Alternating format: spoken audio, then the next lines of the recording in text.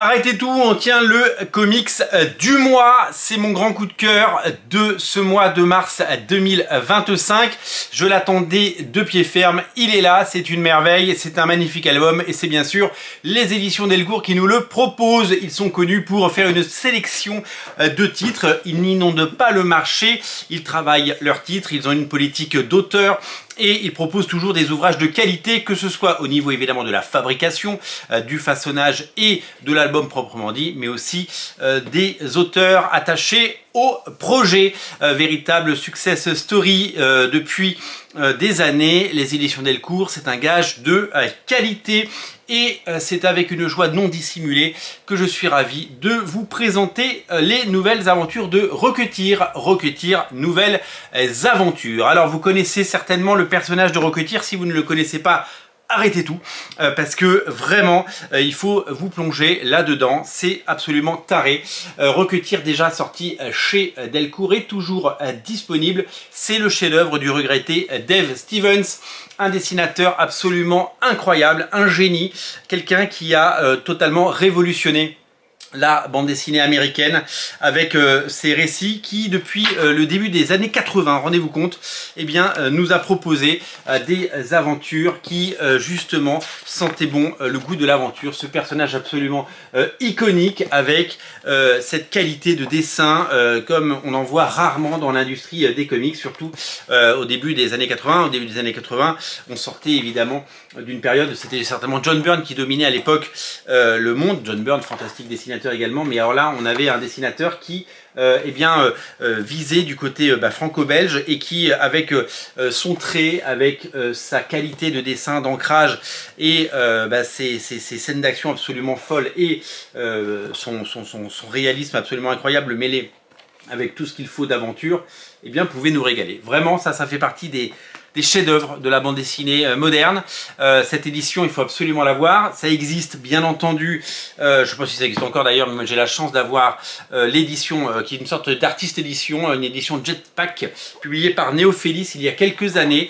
C'est une sorte d'artiste édition dans laquelle on a les scans des pages originales, mais en version française. Donc ça c'est un plaisir à regarder et c'est un plaisir à savourer. Rocketeer a été rendu populaire par les studios Disney qui ont, je crois que c'était Touchstone Pictures à l'époque, ou peut-être Disney, je ne sais plus. En tout cas, on a eu un film de Joey Johnston, le réalisateur du premier Captain America, par exemple, pour ceux qui suivent le MCU. D'ailleurs, c'est marrant parce que les deux films avaient un petit peu le même feeling, le même touch. Et il y a vraiment un truc qui s'est passé. Joey Johnston, c'est un réalisateur que j'aime vraiment beaucoup. C'est un véritable artisan. C'est quelqu'un qui a fait notamment le 3e Jurassic Park, par exemple, et qui a beaucoup travaillé chez Amblin et qui a beaucoup travaillé autour de Steven Spielberg.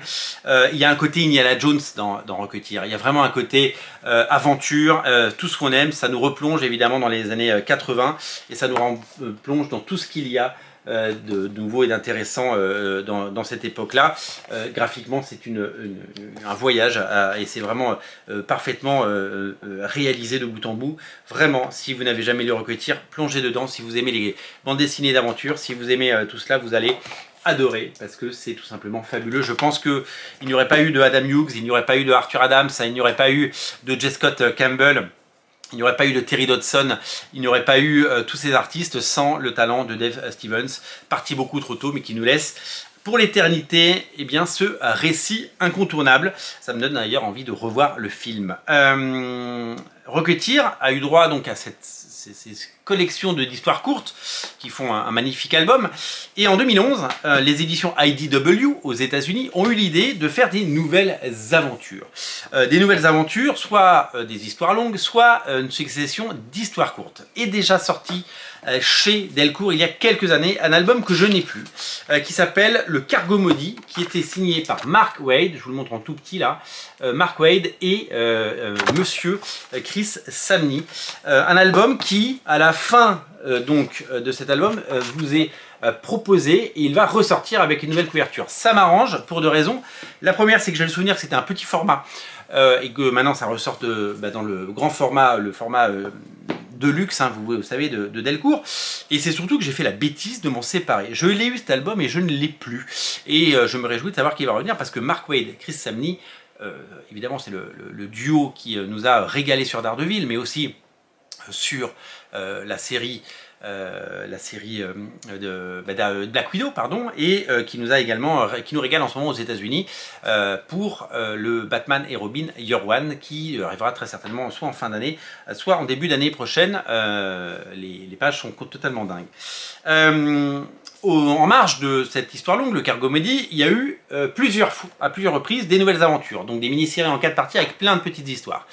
Il y en a encore plein qui sont inédites, elles sortiront certainement peut-être si le succès est au rendez-vous, en tout cas c'est le mal qu'on nous souhaite.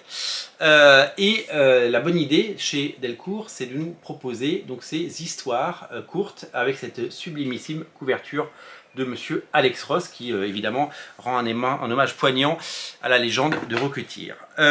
C'est un casting 5 étoiles qui est au menu de ce Rocketeer. Je vous cite: John Cassaday au scénario et dessin, je vais vous montrer, c'est magnifique. Mike et Laura Allred, Kurt Busiek et Michael Kaluta, Mark Waid et Chris Weston, de toute beauté.